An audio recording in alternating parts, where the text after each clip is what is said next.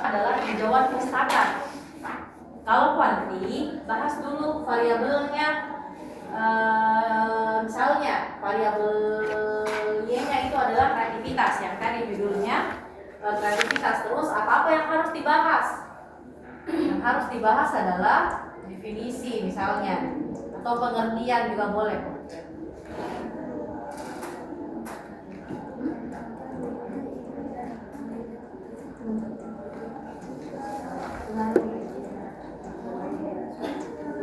Misalnya toh pengertian kreativitas. Terus apa lagi? Faktor yang mempengaruhi. Terus apa? Manfaat pengembangan kreativitas anak usia dini misalnya. Terus bagian D, indikator. Nah, yang dibahas adalah teori-teori yang relevan dengan topik penelitiannya. Ya, misalnya contoh di bagian pengertian kreativitas. Nah, di bagian pengertian kreativitas, bahas dulu paragraf 1 misalnya. Paragraf 1 pendapatnya Guilford misalnya. Kreativitas itu selalu teori utamanya Guilford ya, karena dia dari pemikiran Divergent. Jadi teorinya Guilford bahas apa ya yang dia bilang. Guilford itu bilang apa ya soal kreativitas. Nah, terus paragraf 2 bisa pakai pendapatnya Munandar. Nah, kalau di luar negeri ada Guilford, kalau di Indonesia ada Munandar. Munandar adalah orang yang selalu digunakan pendapatnya ketika kita membahas kreativitas. Gitu. Jadi begitu teman-teman polanya. Nah, cari dulu apa grand teorinya. Siapa sih yang bilang ini teori? Gitu ya. Kalau misalnya kalian bahas kognitif, berarti pakai PAC. Kalau misalnya kalian bahas motorik, berarti pakai Gesell misalnya.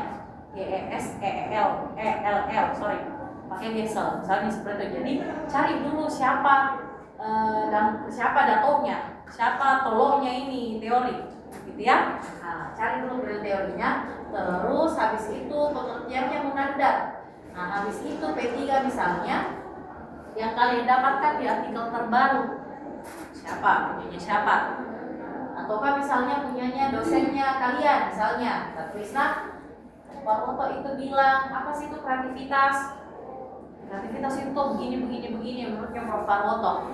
Nah, terus apa lagi ya itu kreativitas itu apa ya? Kenapa memang itu kreativitas ya? Nah, nanti di paragraf akhir baru ada kesimpulan. Nah, narasinya bisa berdasarkan beberapa pendapat ahli, maka dapat disimpulkan kreativitas dalam penelitian ini adalah apa? Oke? Nah, sama halnya juga dengan indikator nantinya disimpulkan. Misalnya pakai teorinya Guilford itu bilang indikatornya kreativitas itu ada berapa? Teorinya Munandar bilang indikatornya kreativitas itu 4. Misalnya fleksibilitas, fluency, originality, fleksibilitas, apa lagi satu? Elaboration. Kreativitas ya itu menurutnya Munandar. Nah, nanti baru disimpulkan gitu yang dimaksud dengan flexibility itu apa di penelitian kita, yang dimaksud dengan originality itu apa di penelitian kita. Ya, selalu ada pendapatnya ahli, faktor-faktor yang mempengaruhi pengembangan kreativitas apa saja, faktor lingkungan misalnya, atau faktor stimulasi misalnya, atau faktor gurunya misalnya, banyak hal. Nah, bagaimana cara kita cari tahu? Baca di banyak artikel, banyak baca buku. Oke? Begitu untuk di sininya. Oke? Nah, nanti di medialus pas di sini adalah variabel. Setelah bahas variabel terikatnya, kita bahas variabel bebasnya. Nah, sama-sama susunan yang tadi. Variabel bebasnya kita bahas pengertian dulu. yang perlu kalian garis bawahi untuk sistematika penulisan, tidak ada itu bullets. Nah, tidak ada gitu yang begini-begini. Ataukah yang begini, ataukah yang begini. Tidak ada. Semua itu pokoknya oke, kalau sudah huruf angka 1, habis itu huruf kecil, habis itu kalau misalnya ada lagi ini turunannya, punya 1 dalam kurung, ada lagi turunannya, ada dalam kurung. Oke? Iya, Bu. Begitu karya ilmiah, tidak ada yang bulat-bulat.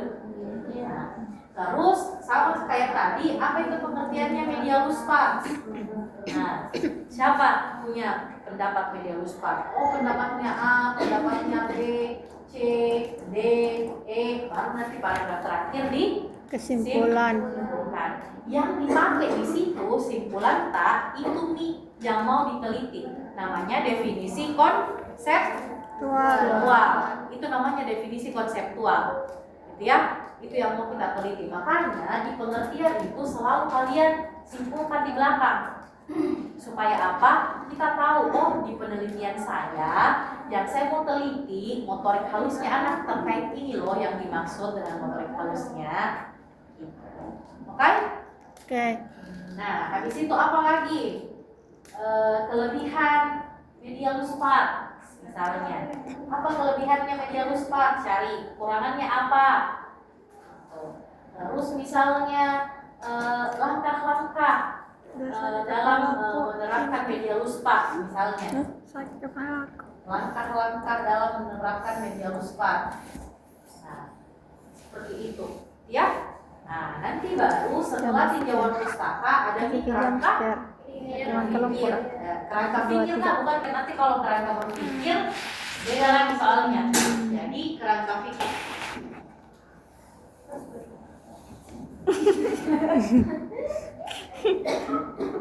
Oke, jadi di kerangka pikir itu ini untuk menggambarkan alur penelitiannya kalian, alur pikiran penelitiannya kalian. Seperti apa sih itu alurnya? Kuantitatif ya. Misalnya, kalian yang mau angkat tangan, yang nilai. Saya, Bu. Yang sini lagi. Apa, Bu?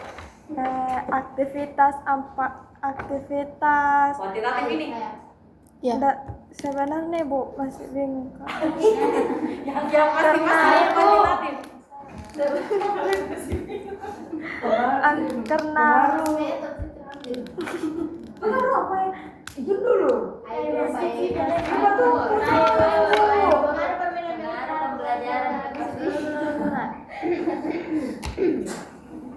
saya mau, Bu, kuantitatif aja. Iya, coba, Mi. Saya mau, Bu. Saya. Saya nih, Bu. Saya Pengaruh model pembelajaran, masalah susah. beyond center and circle time terhadap perkembangan sosial anak. Circle time. Goodbye, my friend. Terhadap Perkembangan sosial anak. luas sekali perkembangan sosial. Pak Yusri langsung. Kan tadinya perkembangan anak jiwa, tapi ditanya Luas sekali juga itu perkembangan anak. Ya, saya mau, Bu. langsung dicoret anu.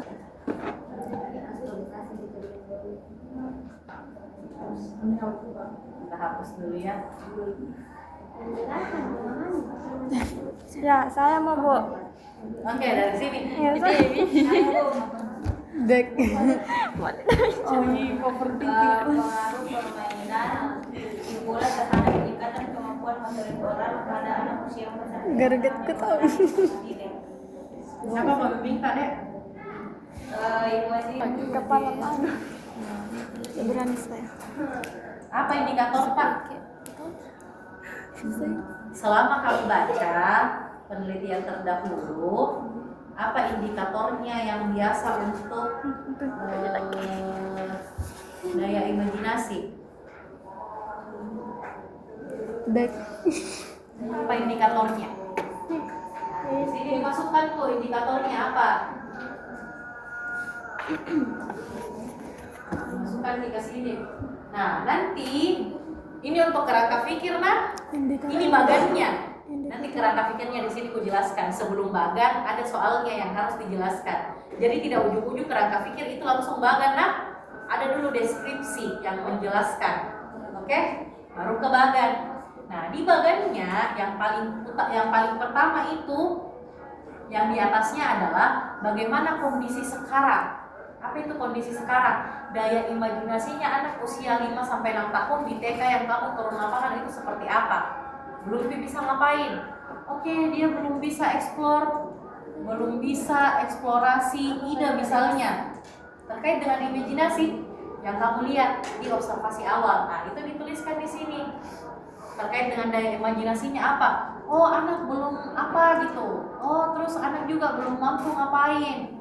Nah, karena ada kondisi ini, toh, makanya kita mau kasih perlakuan intervensi. Nah, jadi di sini dituliskan intervensinya atau apa variabel X-nya kalian. Nah, contoh misalnya variabel X-nya kalian, variabel X-nya tadi Nuratika Samad, kegiatan membaca Word Plus Pictures Book. Apa yang dituliskan di sini? Langkah-langkah penerapannya. Seperti apa diterapkan itu langkah-langkah Pictures Book-nya. Harapannya setelah diterapkan ini itu akan berpengaruh pada daya imajinasi. Dalam hal apa? Indikator. Apa indikatornya? Gitu, oke? Semua tanda panah dalam kerangka pikir itu ada maknanya. Jadi, oh karena ada kondisi ini maka kita berikan ini. Oh harapannya kalau sudah ini maka indikatornya akan dipengaruhi yang daya imajinasi. Oke? Ibu, itu yang daya imajinasi yang pertama itu Bu, daya imajinasi atau nyaji atau daya imajinasi Anak. si buku gambar itu Bu? Enggak, daya imajinasinya saja. Oh iya. Gitu. Kenapa? Karena ceritanya kan kita ada kondisi di awal. Contoh misalnya, nah, kenapa sih imajinasi itu penting? Karena supaya anak-anak itu tidak stuck dengan rutinitas, ada kreativitasnya. Gitu. Tidak melulu harus diperintah dulu baru bla bla bla. Kan kalau misalnya wordless book, wordless pictures book itu artinya gambar-gambar saja, tidak ada ceritanya. Nanti dia yang berimajinasi nih nanti, oh karena ada itu gambarnya, ceritanya kayaknya tentang ini Bu, tentang ini gitu. Oke? Seperti itu. Jadi ini bagannya. Sebelum ke bagan ada dulu deskripsinya, ceritai. Nah, apa yang mau diceritakan di sini? Alurnya kalian, alurnya penelitiannya kalian. Jadi ini adalah bagan dari penjelasan yang sini. Nah, berarti harusnya di kerangka pikir itu yang kalian jelaskan di sini adalah daya imajinasi pada anak usia 5-6 tahun merupakan hal yang esensial, misalnya, ya. Kenapa esensial? Penting tuh gini. Tapi sayangnya dia masih kurang yang ditandai dengan A, B, C, lalalala. Nah, karena kurangnya itu, makanya saya mau kasih suatu perlakuan. Nama perlakuannya adalah ini. Terus perlakuannya itu bisa diterapkan kalau seperti ini langkah-langkahnya. Harapannya setelah langkah-langkah ini dilakukan, maka akan berpengaruh terhadap daya imajinasi anak pada indikator begitu. Itu penjelasannya di sini. Penjelasan lagi Bu. Iya. Oke? Oke? Tidak ada masalah? Nah, kita ke hipotesis.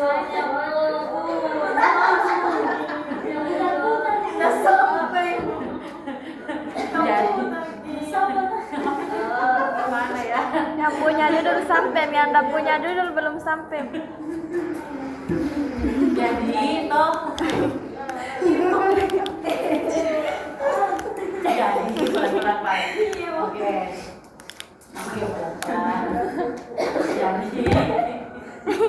Jadi di kerangka pikir itu toh kita jelaskan alurnya penelitian tak akan kayak bagaimana. Nah, bagaimana cara tak nanti akan melakukan penelitian? Oh, kita jelaskan dulu seperti apa itu, sepenting apa itu variabel bebas, variabel terikat tak kah? Kenapa bisa harus kreativitas diasah sejak dini? Kenapa memang kalau tidak? Nah, harusnya ada di situ. Jadi tidak ada itu lagi kutipan-kutipan di kerangka pikir. Nah, kerangka pikir itu adalah alurnya penelitiannya kalian. Gimana sih nanti penelitianku? Oke, kreativitasnya anak itu penting sebenarnya, harus dimiliki karena nanti berpengaruh akan seperti ini. Tapi kenyataannya yang saya temukan di PKX itu kreativitasnya begini. Nah, kemampuannya anaknya itu masih kurang dalam hal ngapain. Yang ditandai dengan tidak bisa kayak gini, tidak bisa kayak gitu, tidak bisa kayak gini. Nah, karena itu makanya ada solusi yang ditawarkan, ada solusi yang mau dibuatkan, yaitu menerapkan variabel bebasku. Nah, variabel bebasku itu bisa dan sangat cocok untuk menstimulasi variabel terikatku. Nah, variabel bebasku ini bagaimana caranya ku terapkan dengan menerapkan langkah-langkahnya. Namanya saja deskripsi, jadi tidak ada poin-poin, hanya deskripsi. Langkah-langkah yang kuterapkan, begini kak dulu. Kalau sudah kak begini kak lagi. Kalau sudah kak begini, seperti ini kak lagi.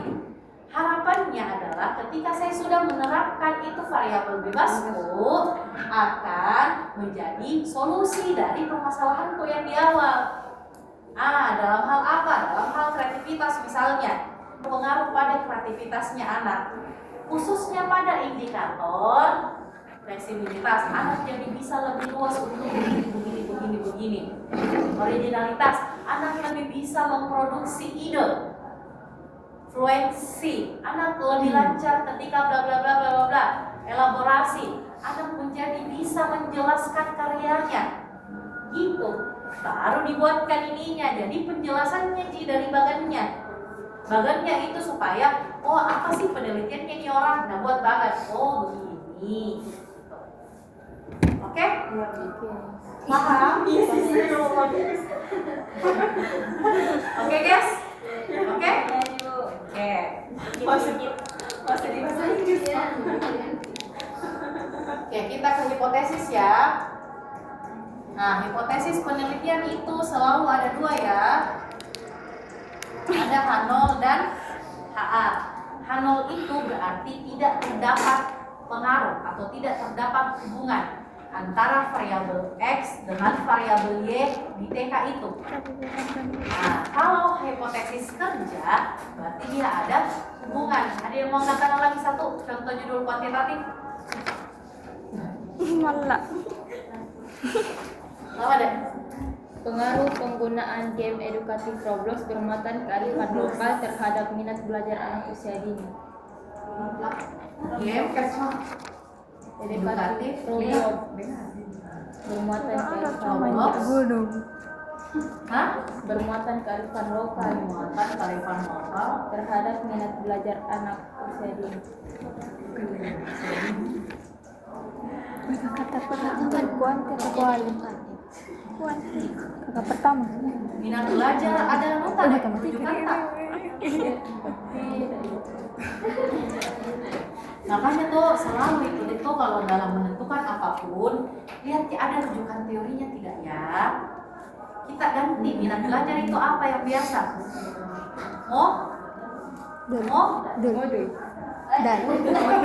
Motivasi. Itu kan biasa yang ada di teori ya. Cari yang ada di teori. Nah, kamu rujukannya apa teorinya? Teori apa? Iya, kayak apa nih? Lihat di di tugas tak apa referensi tak minat, ada yang terkait dengan minat belajarnya kan? Ada Ibu tentang teknologi digital. Bukan, maksudku minat belajarnya yang betul-betul bilang minat belajar di judulnya. Ada enggak? Iya, ada Ibu. Coba kamu cari teorinya tentang minat belajar itu seperti apa. Setahuku itu lebih banyak pakai kata motivasi belajar. Misalnya begitu. Atau bisa diganti.